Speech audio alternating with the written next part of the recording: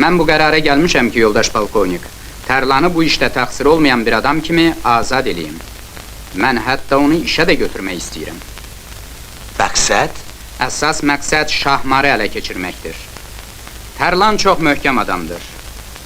O burada saxlanmaqla nə özü boynuna alacaq, nə də yoldaşlarını ələ verəcəkdir.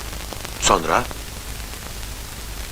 Mən elə bir şərait yaratmaq istəyirəm ki, Tərlan bir neçə dəfə Sevda ilə Kəmalə xanımla üz-üzə gəlsin. Yəni cani öz cinayətlərinin günahsız qurbanları ilə qarşılaşsın. Mən yaxşı başa düşürəm ki, bu üsulu hər bir caniyə tətbiq etmək olmaz. Ancaq mən elə gəlir ki, bu Tərlan kimi adamlara təsir edər. Mən sənə deyəndə ki, bu işi həll etmək üçün sənin əlində bütün imkanlar var, elə bunu nəzərə almışdım. Nə vaxt başlamaq istəyirsən? 3 gün sonra Qumru Filarmoniyada Sevdanın mahnılarını oxuyacaq. Aydındır.